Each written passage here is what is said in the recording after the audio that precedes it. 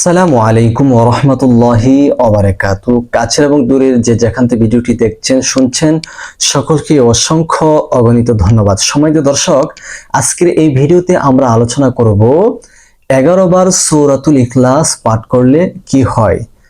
খুবই গুরুত্বপূর্ণ এই ভিডিওটি হতে যাচ্ছে। ধৈর্যের সাথে ভিডিওটি দেখবেন, শুনবেন, সে মতে আমল করলে ইনশাআল্লাহ আপনার অনেক অনেক ফায়দা হবে। তাহলে আসুন এই আমলটি কিভাবে করতে হবে আমরা তা জানি, তারপর এর ফলাফল আমরা জানবো। এই আমলটি করার জন্য অবশ্যই আপনি ওযু করে নিতে হবে, পবিত্রতা অর্জন করে নিতে হবে। পবিত্রতা আল্লাহ পাক রব্বুল আলামিনের দরবারে একটি ইবাদত, শক্তিশালী একটি ইবাদত। আপনার ইবাদত আল্লাহর দরবারে কবুল হওয়ার জন্য, গ্রহণযোগ্য হওয়ার জন্য পবিত্রতা হচ্ছে একটা অন্যতম একটি মাধ্যম। তাই আমরা পবিত্রতা অর্জন করে বসবো একটা স্থানে, তারপরে 3 বার ইস্তিগফার আদায় করব এইভাবে। আস্তাগফিরুল্লাহ রাব্বি মিন কুল্লি যামবিন ওয়া আতুবু ইলাইহি। আস্তাগফিরুল্লাহ রাব্বি মিন কুল্লি যামবিন ওয়া আতুবু ইলাইহি। আস্তাগফিরুল্লাহ রাব্বি মিন কুল্লি যামবিন ওয়া আতুবু ইলাইহি। এরপরে 3 বার দুরূদ শরীফ পাঠ করবেন, যেমন আল্লাহুম্মা সাল্লি আলা মুহাম্মাদ ওয়া আলা আলি মুহাম্মাদ কামা সাল্লাইতা আলা ইব্রাহিম ওয়া আলা আলি ইব্রাহিম ইন্নাকা হামিদুম মাজিদ। আল্লাহুম্মা বারিক আলা মুহাম্মাদ ওয়া আলা আলি মুহাম্মাদ কামা বারাকতা আলা ইব্রাহিম ওয়া আলা আলি ইব্রাহিম ইন্নাকা হামিদুম মাজিদ। 3 বার ইস্তিগফার এবং 3 বার দুরূদ শরীফ পাঠ করা কমপ্লিট হয়ে গেলে আপনি এইভাবে সূরাতুল ইখলাস পাঠ করবেন। বিসমিল্লাহির রহমানির রহিম। কুল হুয়াল্লাহু আহাদ আল্লাহুস সামাদ লাম ইয়ালিদ ওয়া লাম ইউলাদ ওয়া লাম ইয়াকুল লাহু কুফুয়ান আহাদ। আবার পাঠ করবেন। বিসমিল্লাহির রহমানির রহিম। কুল হুয়াল্লাহু আহাদ আল্লাহুস সামাদ লাম ইয়ালিদ ওয়া লাম ইউলাদ ওয়া লাম ইয়াকুল লাহু কুফুয়ান আহাদ।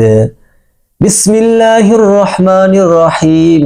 কুল হুয়াল্লাহু আহাদ আল্লাহুস সামাদ লাম ইয়ালিদ ওয়া লাম ইউলাদ ওয়া লাম ইয়াকুল লাহু কুফুয়ান আহাদ। এইভাবে 11 বার সূরাতুল ইখলাস পাঠ করে 3 বার দুরূদ শরীফ পাঠ করবেন। সম্মানিত দর্শক, আমরা এখন জানবো 11 বার সূরাতুল ইখলাস পাঠ করলে কি হয়।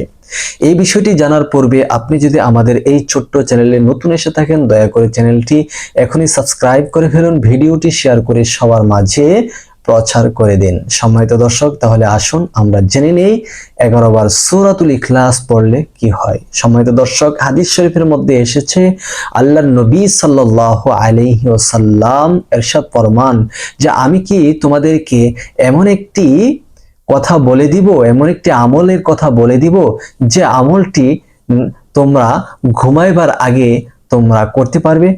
সাহাবায়ে কেরাম রাদিয়াল্লাহু তাআলা আনহু বলেন যে ঘুমাইবার আগে তোমরা 1 কোরআন খতম করতে পারবে যদি তোমরা সে আমলটি করো। সাহাবায়ে কেরাম বলেন, ইয়া রাসূলুল্লাহ, 1 কোরআন খতম করতে গেলে তো সারা রাত্র ব্যাপী লেগে যাবে, কিন্তু আমরা ঘুমাবো কখন? আবার ঘুমের আগে শেষ করতে পারবো, এটা আবার কি?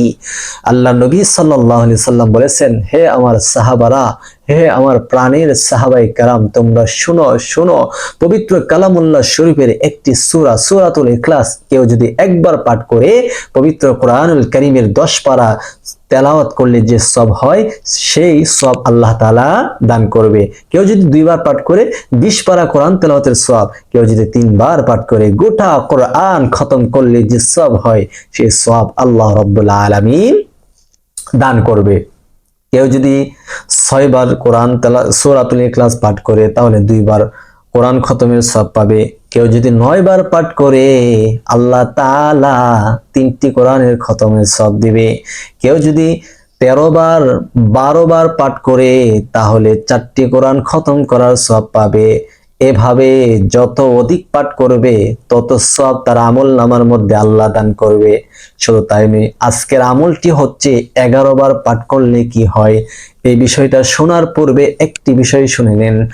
আপনি যদি 10 বার কোরআন তেলাওয়াত করতে সূরাতুল ইখলাস পাঠ করতে পারেন, জান্নাতে আপনার জন্য একটি মহল নির্মাণ করা হবে। যে ব্যক্তি 10 বার সূরাতুল ইখলাস পাঠ করে আল্লাহ তাআলা জান্নাতে তার জন্য একটি মহল বিল্ডিং নির্মাণ করে দিবে। যে বিল্ডিং নির্মাণ করা হবে জামরুদ, ইয়াকুত, হীরা, মণি, মুক্তা খচিত পাথরের দ্বারা এই বিল্ডিং নির্মাণ করা হবে। আল্লাহু আকবার কাবীরা। আর 11 বার পাঠ করলে আল্লাহ তাআলা আপনার অভাব অনটন সবকিছু দূর করে দিবে। সূরাতুল ইখলাসের বরকতে সমস্ত চিন্তা পেরেশানি দূর করে দিবে। সম্মানিত দর্শক, তাহলে চেষ্টা করবেন কমপক্ষে 11 বার হলেও সূরাতুল ইখলাস পাঠ করবেন। আল্লাহ তাআলা আপনার রিজিকের মধ্যে বারাকা দান করবে।